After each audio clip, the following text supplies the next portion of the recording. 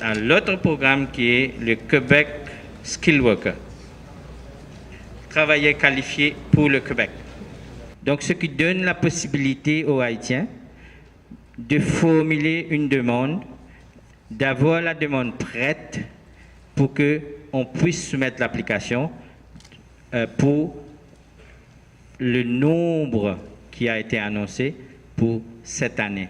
Le programme débute le 1er avril 2015 et termine le 31 mars 2016. Mais attention, avec le nombre, le quota qui a été annoncé de 6300, ça ne durera pas jusqu'au 31 mars. L'année dernière, le programme a démarré le 1er avril 2014. Le 11 août 2014, c'était déjà fermé. Et il avait pris 6500 personnes. Donc avec 6300 personnes, le programme l'acceptation des candidatures durera peut-être 2 ou 3 mois. Donc si quelqu'un veut faire une application sur le Québec, ça doit se faire maintenant. N'attendez pas. Et les Haïtiens, vous allez voir qu'avec le niveau de français que vous avez, vous êtes les gens les plus aptes pour faire une application sur le Québec. Tout comme le fédéral, l'entrée express que vous avez vue, où on soumet une demande, on s'assoit sur un bassin, et puis on attend que le gouvernement fédéral ou une province quelconque ou un employeur vous choisit, le Québec va adopter la même procédure éventuellement. Ça va venir. Donc, c'est maintenant que peut-être ce sera la dernière batch, comme on dit, la dernière quantité qu'on va prendre d'après les critères existants qu'on va vous montrer, qu'on peut soumettre une application et avoir la résidence permanente d'après les critères que vous avez et pas être soumis à un système de bassin. Qui peut faire une application? Tout le monde. Tout le monde sans exception. Mais il y a des professions qui sont en très grande demande. Ce n'est pas nécessairement ces professions qui sont en grande demande, mais il y a ces professions qui sont en demande et beaucoup d'autres. Donc, si vous voulez savoir si vous êtes éligible pour faire une application, il n'y a qu'à remplir ce formulaire que vous êtes en train d'obtenir et on va revenir vers vous pour vous dire quelles sont vos chances d'immigration. Mais si vous êtes on appelle ça dans ces professions, dans ces formations, dans ce qu'on a mis ici, là, ça c'est quelque chose qui se fait pour le Québec. Il y a des professions ou bien des formations où la procédure, la formalité d'application passe très très vite. On appelle ça traitement prioritaire. Ça c'est la liste des traitements prioritaires.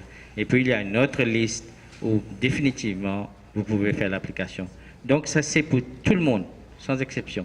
Mais on doit faire une analyse de la personne d'après les critères pour déterminer si c'est oui ou non. C'est presque la même chose. Il y a des critères et chaque critère a des pointages. Et comme vous voyez, c'est la formation dans laquelle, pour le Québec, 0 expérience. Même si vous n'avez pas d'expérience, vous venez de terminer votre formation, vous pouvez soumettre une application. Donc ça, c'est quelque chose qui ouvre la porte à beaucoup de gens. Il y a aussi des gens qui, durant leurs études, ils font de l'apprentissage. Ce apprentissage est considéré comme expérience travail et vous avez des points pour ça. Le Québec est vraiment, vraiment intéressant. Et différent avec le fédéral, vous avez des points pour des enfants, si vous avez des enfants. Et vous avez le pointage pour là, c'est toujours jusqu'à 35 ans, vous avez tous les points. Après 35 ans, ça ne veut pas dire que vous ne pouvez pas faire l'application, mais vous avez moins de points. Et aussi, il y a l'éducation de votre épouse qui vous donne des points, si vous êtes marié. Et pour le Québec et pour le fédéral, marié ne veut pas dire marié civil. Si vous êtes conjoint de fait, donc vous vivez ensemble, on peut ça se considère comme un couple. Et puis aussi, il y a l'âge de votre conjoint. Et pour une personne qui est seule, le seuil, c'est 49. Et une personne qui est mariée, parce qu'une personne qui est mariée, il y a l'ajout d'autres points, comme l'âge de l'époux, l'épouse, l'éducation, les enfants. Donc, le seuil est 57. Mais regardez comme ça devient intéressant. Pour les 49 points qu'on a ici, langage contribue 22 points, presque la moitié. Et les langues qui sont considérées, c'est français et l'anglais. Différent avec le fédéral, pour le Québec, le français est la langue primaire. Et ça contribue jusqu'à 16 points. Et l'anglais, 6 points. Donc, il y a des gens qui peuvent faire l'application seulement avec le français. Il y a des gens qui peuvent faire l'application avec le français et l'anglais. Ils ont un peu plus de points. Mais si vous ne parlez pas l'anglais, ça ne fait rien. Vous pouvez faire votre application avec le français. Et ici, dans ce programme, il n'y a pas le minimum qu'on venait de montrer dans le fédéral. Donc, il n'y a pas de minimum qu'on doit apporter. Il y a les 4 modules, compréhension écrite, compréhension orale, expression écrite, expression orale. Vous pouvez avoir 0 point pour un module et avoir des points pour les autres. Ce certificat est toujours considéré. Est-ce que les tests de français ou l'anglais sont requises pour formuler une demande? Différent avec le programme fédéral, non. Mais nous vous conseillons d'avoir ce test de français parce que si vous ne donnez pas le test de français, vous perdez 16 points bêtement.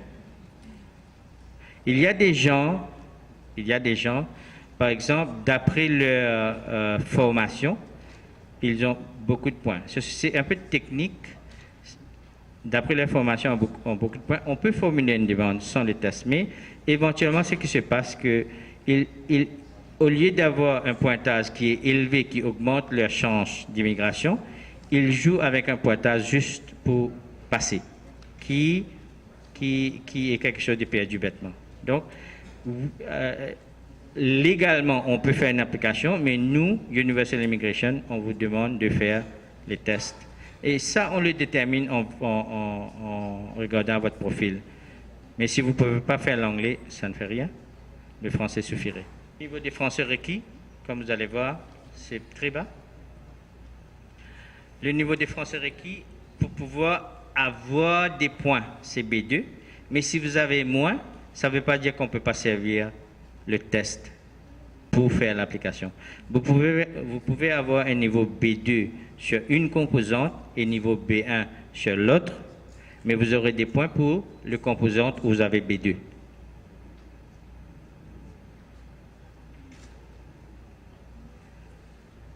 Alors, quel est le coût?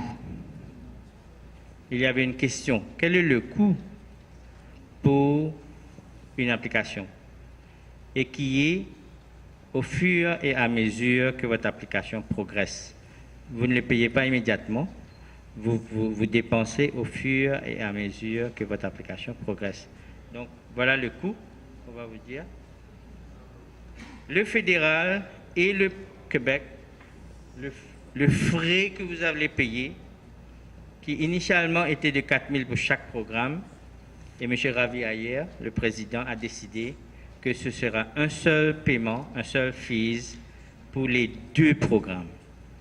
Et ce qu'on va faire, pour ceux qui se qualifient pour les 2, on va formuler les 2 demandes.